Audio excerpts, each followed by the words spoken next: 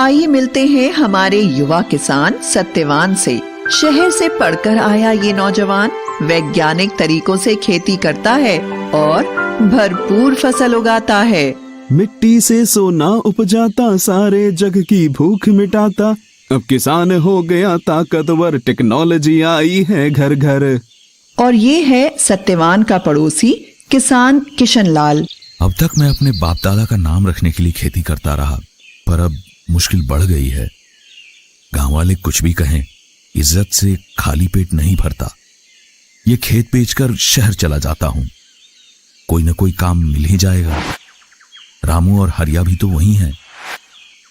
अरे यहां मेरी फसल मर रही है और ये सत्या खुशहाली के गीत गा रहा है। हर बार शहर से अच्छे खाद बीज ले आता है। जरूर इसके पास बहुत पैसा है। लगता है इस गांव में यही है जो मेरी जमीन खरीद सकता है। सत्या भाई, तुम किस्मत वाले हो। तुम्हारे हाथ लगते ही बंजर खेत लहलहा उठते हैं। मेरी तकदीर में तो खेती से कमाई करना ही नहीं लिखा। आमदनी अट्ठन्नी, खर्चा रुपया। सोचता हूं अब शहर जाके कोई रोजगार करूंगा। अरे भैया, ऐसे हिम्मत मत हारो। अब मैंने फैसला कर लिया है, बस ये पुश्तैनी खेत कोई भला मानुस ले ले। सत्या भाई, क्यों ना तुम ही मेरी चिंता दूर कर देते। तुम्हारे खेत से लगता हुआ ही है, इसे मिलाकर अपना खेत बड़ा कर लो। सत्यवान ने कुछ सोचकर किशन लाल की 3 एकड़ जमीन 5 लाख रुपए में खरीद ली और किशन लाल ने शहर का रुख किया। सत्यवान के खेत में सोयाबीन की भरपूर पैदावार हुई। इधर किशन लाल ने एक कारखाने में नौकरी करके अच्छे पैसे जमा कर लिए। जब वह गांव वापस आया तो देखता है कि उसके खेत का तो काया पलट हो गया। अरे ये तो चमत्कार हो गया। मेरी बंजर जमीन पे इतनी उपज कैसे? किशन लाल ने खेत बेच तो दिया था, पर उससे मोह नहीं छूटा था। फिर उसी खेत को ऐसी फसल उपजाते देख उसका मन बदल गया।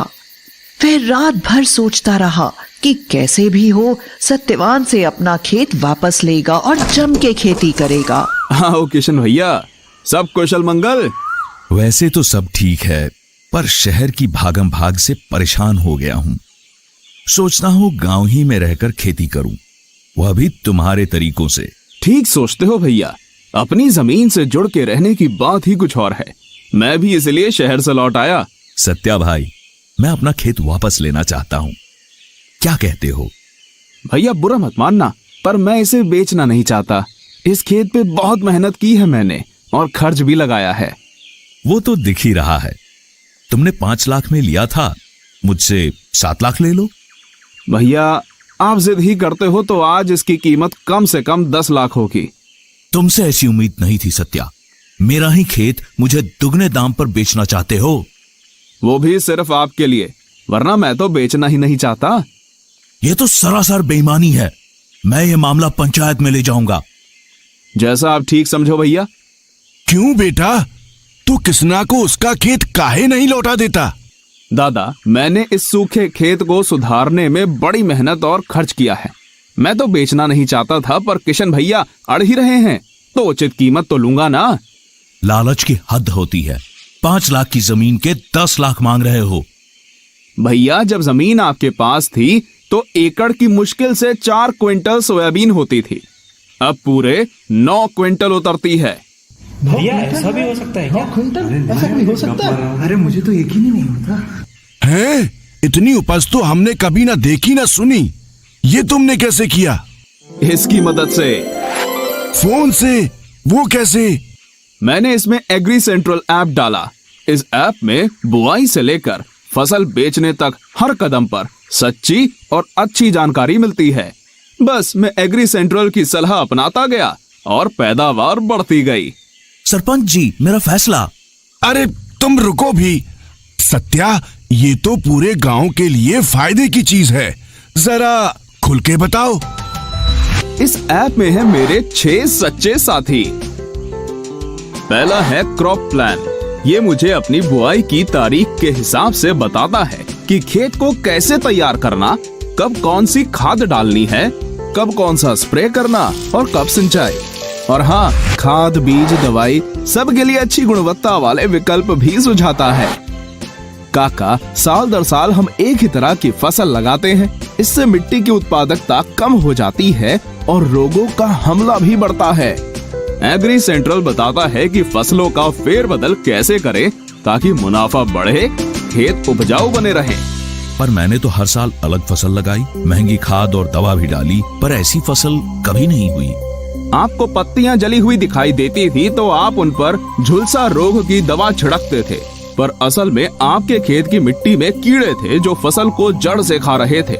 मुझे इसका पता चला साथी नंबर 2 से, जिसका नाम है क्रॉप केयर। इसमें मैंने पौधे की जड़ों की फोटो डाल दी और इसकी जबरदस्त तकनीक ने बताया कि ये नीमीटोड नाम का कीड़ा है। फिर उसका उपचार भी बताया। आज खेत में कीड़ों का नामो निशान नहीं है। ये सब कर भी लें, पर इंद्रदेव का क्या भरोसा। मेरी फसल अच्छी हुई थी, पर कटाई करके रखी और अगले ही दिन भारी बरसात आ गई, सारा माल खराब हो गया। इसी मर्ज की दवा है मेरा साथी नंबर 3। इसको देख लेते तो तुम्हें अगले 15 दिन के मौसम का पूर्वानुमान मिल जाता और तुम अपनी फसल बचा लेते। अच्छा, अब मैं परिचय करवाता हूँ चौथे साथी मार्केट व्यू से। अच्छी पैदावार लेना ही काफी नहीं, उसको अच्छे भाव पर बेचना भी तो होगा। इसमें सब फसलों के देश भर के भाव और उनके उतार चढ़ाव की जानकारी मिलती है, जिससे मैं तय करता हूँ कि फसल कब और कहाँ बेचनी है। अरे वाह, मैं तो हमेशा अपना धान लाला को ही बेचता था, अब मुझे सही दाम मिलेगा। मेरा 5वां साथी बुलेटिन भी बड़े काम की चीज है। इसमें मैं कृषि जगत की खबरें पढ़ता हूँ। कौन सी नई तकनीक आ रही है, सरकार की कौन सी योजना फायदेमंद है। इसी ने मुझे बताया कि स्प्रिंकलर सेट पर 80% अनुदान है। छठा और सबसे अनोखा साथी है फार्म वॉइस। आप सबने फेसबुक तो देखा ही होगा। समझो ये किसानों का अपना फेसबुक है। इससे मैं दूर दराज के किसानों से जुड़ता हूँ, अपनी समस्याएं साझा करता हूँ और हो सके तो दूसरों का समाधान भी करता हूँ। एग्री सेंट्रल के वैज्ञानिक भी अपनी सलाह देते हैं। ये सब तो अंग्रेजी में होगा, वो हमें कहाँ आती है। नहीं जतिन दादा, ये ऐप हिंदी में भी है। आप अपनी भाषा में पढ़ सकते हो और लिख भी सकते हो। जब ये ऐप इतना सब कुछ देता है तो इसकी कुछ फीस भी तो होगी। नहीं रमेश, ये बिल्कुल मुफ्त है। लाओ, अभी तुम्हारे फोन में डाल देता हूँ। भाई, तुमने वाकई में कमाल कर दिया। ये खेत तुम ही रखो और दिन दूनी रात चौगनी तरक्की करो। तुमने मुझे एग्री सेंट्रल दे दिया, यही मेरे लिए काफी है। मेरे भाई की जमीन परती पड़ी है, उसकी साझेदारी में खेती करूंगा और तुम्हारी तरह खुशहाल किसान बन जाऊंगा। स्मार्ट किसान भैया। लो जी, इन्होंने तो अपना झगड़ा सलटा लिया और गांव वालों को एक खजाने की चाबी भी दे दी। जब हो अच्छी पैदावार हम कैसे माने हार। आ गया है एग्री सेंट्रल लेके खुशियों की बौछार।